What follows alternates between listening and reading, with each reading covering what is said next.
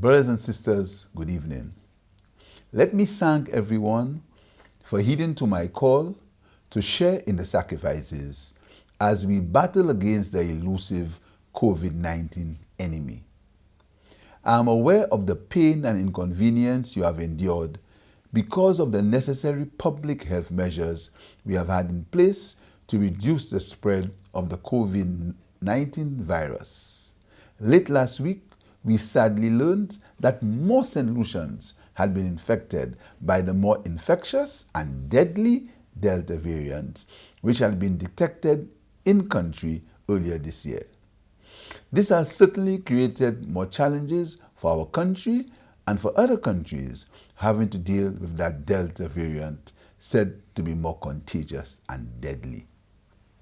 I am aware that many businesses continue to be affected negatively, as well as the livelihoods of several citizens because of early closures of businesses and in some cases, permanent closure. I want to reassure you of my government's concern and commitments to provide support to those seriously affected. Help is on its way. Notwithstanding the many challenges and sacrifices we have endured, the patterns of spread and transmission of the COVID-19 virus have become clearer in St. Lucia. The Chief Medical Officer has advised me that the various metrics for monitoring the spread and infection rates of the COVID-19 virus indicates that the number of persons infected and getting seriously ill is decreasing. This is encouraging news. Nevertheless, I remain saddened by the number of families who have lost their loved ones directly or indirectly because of COVID. My deepest condolences and sympathies go out to those families. The emergence of encouraging patterns in the spread and transmission of the COVID-19 virus is coming at a time when the state of emergency will end on October 16, 2021. However, we still need to maintain the necessary protocols and restrictions as part of the national efforts towards prevention and control, which the Honorable Minister of Health, Wellness and Elderly Affairs, Honorable Moses Jabatis, will outline later. I want once more to take the opportunity to thank the doctors, the nurses and first responders and other medical support staff workers for their hard work and commitment in this COVID-19 battle. Your work has been invaluable. While we have kept count of the citizens who have perished, many lives have been saved because of the dedication and hard work of these health workers in the front line of the COVID-19 battle. I am aware that, and the science validates, that the restriction of the movement of people help reduce the spread of the virus. However, these restrictions come with great personal challenges as we strive to find the right balance between securing some level of normality in our daily lives and fighting the COVID-19 pandemic.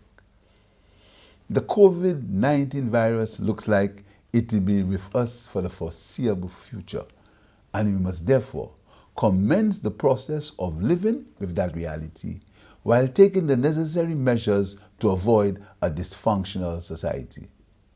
The restrictions to businesses opening hours, particularly where citizens meet for socializing, will need to be maintained to assist in reducing the opportunities for the spread of the virus. On October 16, the state of emergency will end and will not be reinstated. The Cabinet of Ministers has agreed to adopt the COVID-19 Prevention Control Act to invoke adjusted protocols and restrictions that are necessary to reduce the spread of the COVID-19 virus. These adjusted measures will come into effect from October 16, 2021 until November 1, 2021 in the first instance. Let me assure you that as soon as the rate of infections reduce to a relatively safe level, the restrictions will be relaxed. I take no pleasure in announcing that for the time being, you'll have to undergo continued restrictions in your movements because these are still necessary to control the spread of the virus. I empathize with you as you continue to live with the many inconveniences brought on by this global COVID-19 virus. I believe that the majority of St. Lucians have done well in observing the protocols, and I want to thank you for your endurance. We cannot give up. We must keep observing the protocols and keep calling on each other to do the same. The battle we are fighting requires a collective effort on the part of everyone. This is not a government problem, it's a country problem and requires the input of all citizens. I am entrusting every citizen to do the right thing by observing the protocols and the measures that the government has been advised to put in place by the medical professionals to win this COVID-19 battle. While this is a collective effort, I call on every citizen to accept personal responsibility for fighting this COVID-19 battle. Like I did in my last address, I call on everyone to get vaccinated. Vaccination remains our only weapon to fight off the worst effects of the COVID-19 virus. The worldwide data in support of vaccination remains overwhelming. Again, the signs of an uptick in vaccinations on our island are encouraging.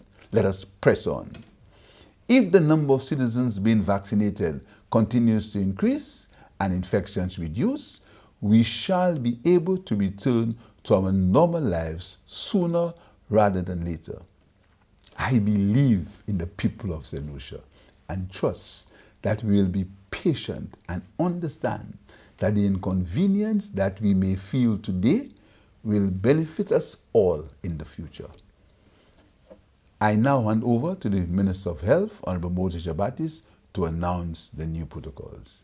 I thank you and may God bless you.